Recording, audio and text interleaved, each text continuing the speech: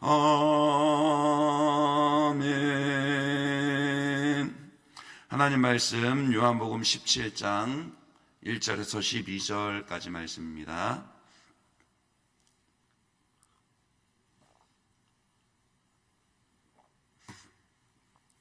요한복음 17장 1절에서 12절까지 말씀 교독하겠습니다. 예수께서 이 말씀을 하시고 눈을 들어 하늘을 우러러 이르시되 아버지여 때가 이르렀사오니 아들을 영화롭게 하사 아들로 아버지를 영화롭게 하게 하옵소서. 아버지께서 아들에게 주신 모든 사람에게 영생을 주게 하시려고 만민을 다스리는 권세를 아들에게 주셨음이로소이다. 영생은 곧 유일하신 참 하나님과 그가 보내신 자 예수 그리스도를 아는 것이니이다. 아버지께서 내게 하라고 주신 일을 내가 이루어 아버지를 이 세상에서 영화롭게 하였사오니 아버지여 창세전에 내가 아버지와 함께 가졌던 영화로서 지금도 아버지와 함께 나를 영화롭게 하옵소서. 세상 중에서 내게 주신 사람들에게 내가 아버지의 이름을 나타내었나이다. 그들은 아버지의 것이었는데 내게 주셨으며 그들은 아버지의 말씀을 지키었나이다. 지금 그들은 아버지께서 내게 주신 것이 다 아버지로부터 온 것인 줄을 알았나이다. 나는 아버지께서 내게 주신 말씀들을 그들에게 주었사오며 그들은 이것을 받고 내가 아버지께로부터 나온 줄을 참으로 아오며 아버지께서 나를 보내신 줄도 믿었사옵나이다. 내가 그들을 위하여 비옵나니 내가 비옵는 것은 세상을 위함이 아니요 내게 주신 자들을 위함이니이다. 그들은 아버지의 것이로소이다. 내 것은 다 아버지의 것이요 아버지의 것은 내 것이온데 내가 그들로 말미암아 영광을 받았나이다.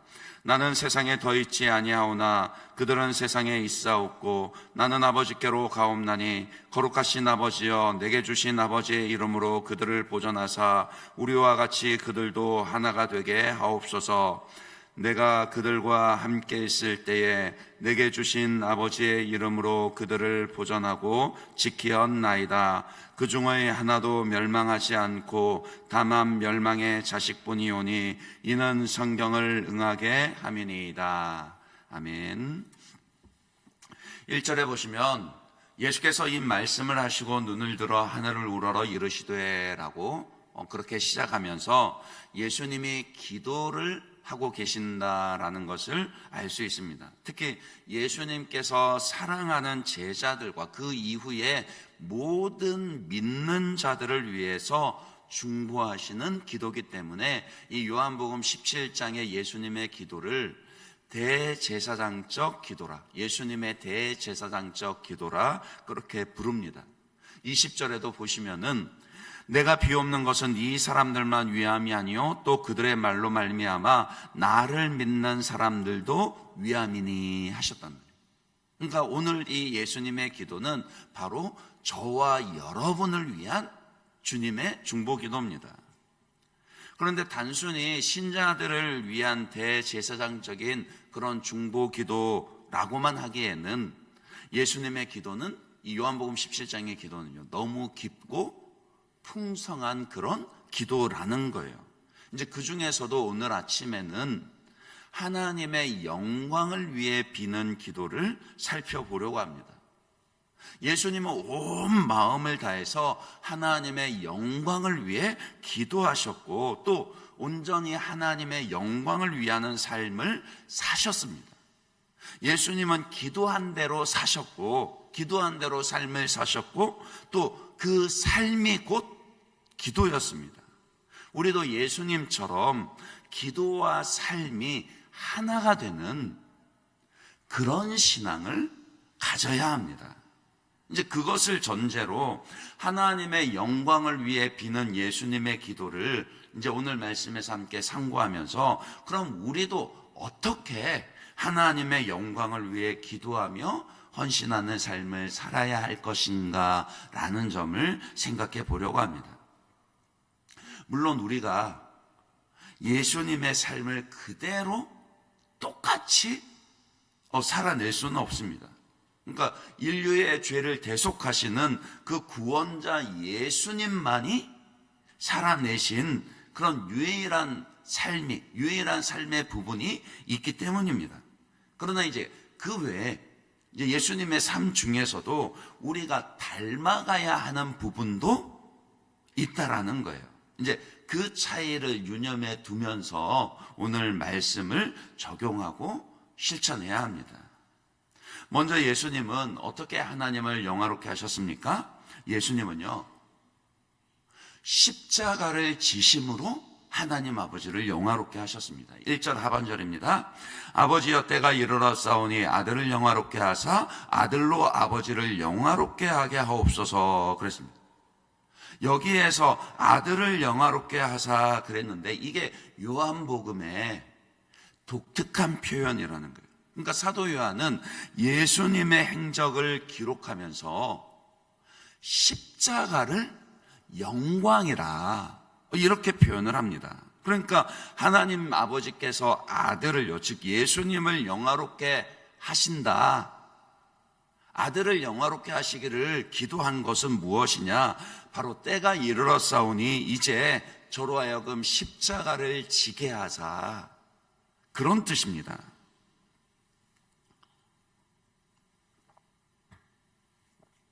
보통 사람들이 기도하면서 형통과 성공과 건강을 위해 바라는 것과는 전혀 다른 간구의 내용이죠.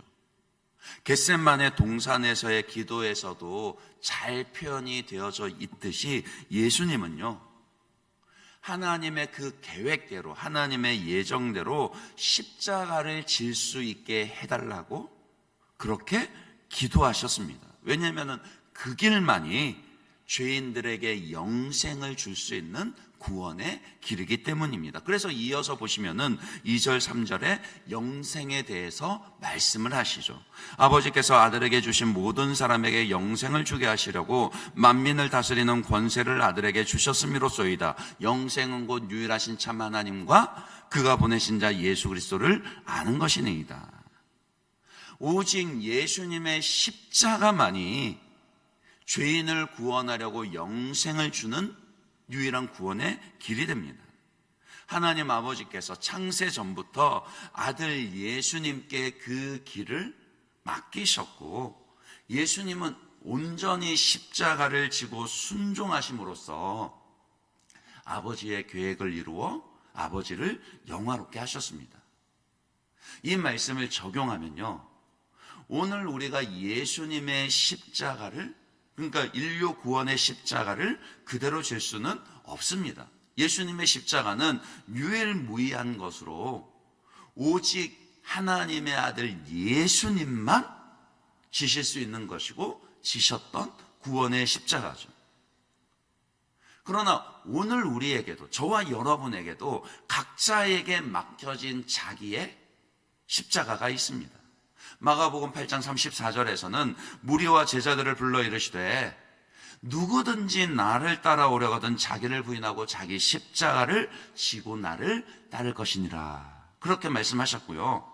마태복음 10장 38절에서도 또 자기 십자가를 지고 나를 따르지 않는 자도 내게 합당하지 아니하니라 라고 그렇게도 말씀을 하셨습니다. 자기를 부인하고 주님의 길을 따르기 위해서는 반드시 자기 십자가를 져야 합니다. 그것이 오늘 내가 성실히 감당해야 하는 책임일 수도 있고, 자기의 이익과 계획을 포기하고 양보하는 것일 수도 있습니다. 반복되는 죄를 끊어버려야 하는 것일 수도 있고, 게으름과 무기력함에서 벗어나야 하는 것일 수도 있습니다. 마음이 내키지 않아도 그 사람을 용납하고 용서해야 하는 것일 수도 있습니다. 무엇이 되었든 우리 모두에게는 자기 자신을 부인해야만 질 수 있는 자기 십자가가 있다라는 거예요. 그것 지지 않으면 하나님을 영화롭게 할 수 없습니다. 자기 부인과 자기 십자가가 없이는, 그것 없이 하나님의 영광을 말하는 것은 그저 말장난에 지나지 않는다라는 거예요. No cross, no crown. 십자가가 없이는 영광이 없습니다. 내 영광이 아니라 하나님의 영광을 위해서도 오늘 내가 감당해야 할 십자가를 져야 한다. 예수님은 어떻게 하나님을 영화롭게 하셨습니까? 둘째로 예수님은 하나님의 일을 이룸으로써 하나님을 영화롭게 하셨습니다. 4절입니다. 아버지께서 내게 하라고 주신 일을 내가 이루어 아버지를 이 세상에서 영화롭게 하였사오니. 근데 오해는 하지 마시기 바랍니다. 예수님이 일이라고 했지만은 이 일은 곧 사람을요, 즉 영혼을 대상으로 합니다. 그래서 10절 하반절에도 보시면은 내가 그들로 말미암아 영광을 받았나이다 하죠. 이때 예수님이 말씀하신 그들은 2절에 표현한 대로 아버지께서 아들에게 주신 모든 사람들입니다. 요한복음 1장 12절 13절에는요, 영접하는 자 곧 그 이름을 믿는 자들에게는 하나님의 자녀가 되는 권세를 주셨으니, 그 다음에 13절 뭐라 그랬죠? 이는 혈통으로나 육정으로나 사람의 뜻으로 나지 아니하고 오직 하나님께로부터 난 자들이니라. 그러니까 오직 하나님께로부터 난 자들, 그 영혼들, 그 구원해야 할 사람들을 대상으로 하나님이 계획하신 구원의 일을 이루시는 거예요. 그게 하나님의 일이라고요. 예수님은 그들에게 하나님 아버지의 이름을 나타내셨습니다. 그들에게 하나님의 말씀을 주셨습니다. 그들에게 하나님과 예수님을 믿게 하셨습니다. 그러니까 그게 하나님의 일이라고요. 6절에 보시면 세상 중에서 내게 주신 사람들에게 내가 아버지의 이름을 나타내었나이다 그랬죠. 그러니까 예수님께서 이 땅에 오셔서 행하신 모든 그 행하시고 가르치신 행적들이 다 보이지 아니하시는 하나님의 이름을 그들에게 나타내 보이시는 거였다라고요. 그리고 8절에 내가 아버지께서 내게 주신 말씀을 그들에게 주었사오며, 예수님은 그 행적을 통해서 하나님을 나타내 보이실 뿐만이 아니라 하나님의 말씀을 가르치시고 그들에게 주셨습니다. 그래서 그들로 하여금 하나님의 선하시고 기뻐하시고 온전하신 뜻이 무엇인지 분별할 뿐만이 아니라 하나님의 구원의 길을 알게 하신 것이죠. 그리고 또 8절 하반절에 그들은 이것을 받고, 그러니까 말씀을 받고 내가 아버지께로부터 나온 줄을 참으로 아오며 아버지께서 나를 보내신 줄도 믿었사옵나이다. 그러니까 예수님은 하나님을 나타내 보이시고 하나님의 말씀을 그들에게 주셨을 뿐만이 아니라 그것을 통해서 구원하시기로 작정된 그 모든 자들이 믿음을 가지게 하셨다라는 거예요. 그들로 하나님을 믿고 하나님이 보내신 그리스도 예수를 믿게 하셨습니다. 이처럼 하나님께서 이 땅에 보내신 목적대로 구원하기로 작정된 자들을 다 구원하는 것, 그들 중에 하나도 잃어버리지 아니하고 다 온전히 보전하는 것, 그것이 바로 예수님께 맡겨진 하나님의 일이었고, 그 하나님의 일을 온전히 이루심으로 하나님의 영광을 나타내셨습니다. 오늘 저와 여러분에게도 하나님이 맡기신 일이 있잖아요. 다른 것 다 떠나서도 무엇보다도 전도하는 일입니다. 영혼을 구원하는 일입니다. 화려하지 않아도 좋습니다. 세련되지 않아도 좋습니다. 많은 돈을 들이거나 대단한 업적이 아니어도 좋습니다. 중요한 것은 오늘 우리를 통해서 하나님의 일이 이루어져야 한다라는 거예요. 그리고 그 결과로 영혼 구원의 열매가 나타나야 합니다. 믿지 않는 이웃들에게 하나님을 보여줄 수 있어야 하고, 그들에게 생명의 말씀을 전해주어야 하고, 그들로 하여금 하나님과 예수 그리스도를 믿게 하는 것, 그것이 오늘 우리에게 맡기신 하나님의 일이고, 그 일을 이루는 것보다 하나님을 더 크게 영화롭게 하는 길이 없습니다.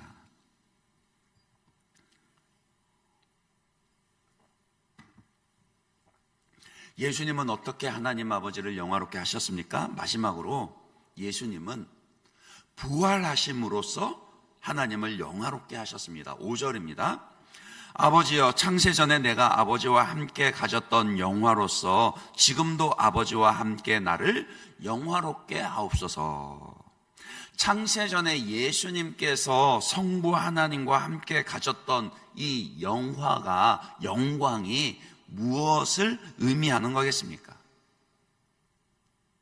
바로 하나님의 삼위일체 하나님의 신성입니다.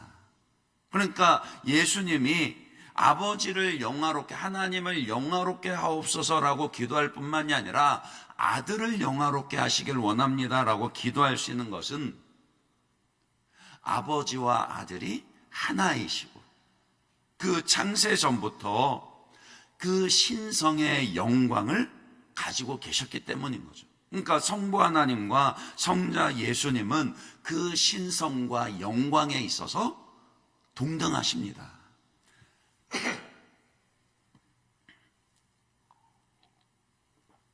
그래서 11절에 보시면 예수님께서 이제 세상에 더 있지 아니하신다, 그렇게 말씀하시죠. 세상에 더 있지 아니하신다, 이 말씀 무슨 뜻이에요? 부활하신 예수님께서 승천하실 것이기 때문입니다. 승천하셔서 우리에게 보혜사 성령님을 보내주십니다. 성령을 보내주셔서 그 제자들을 비롯해서 이후로 모든 믿는 자들을 보존하십니다. 11절 12절입니다. 나는 세상에 더 있지 아니하오나 그들은 세상에 있사옵고 나는 아버지께로 가옵나니 거룩하신 아버지여, 내게 주신 아버지의 이름으로 그들을 보존하사 우리와 같이 그들도 우리와 하나가 되게 하옵소서. 내가 그들과 함께 있을 때에 내게 주신 아버지의 이름으로 그들을 보존하고 지키었나이다. 그 중에 하나도 멸망하지 않고 다만 멸망의 자식뿐이오니 이는 성경을 응하게 함이니이다. 예수님을 십자가에 못 박아 대속의 죽음을 죽으셨다가 부활하셨지만, 이것은 이제 우리가 따라할 수 있는 영역은 아니죠. 그렇지 않습니까? 그러나 오늘 우리가 예수님의 그 부활을 내가 지금 당장 따라하는 건 아니지만 예수님이 부활하심으로 나에게 주실 부활을 소망하면서 그 능력을 덧입고 살아갈 수는 있더라고요. 그러나 이제 그리스도께서 죽은 자 가운데서 다시 살아나셔서 잠자는 자들의 첫 열매가 되셨도다.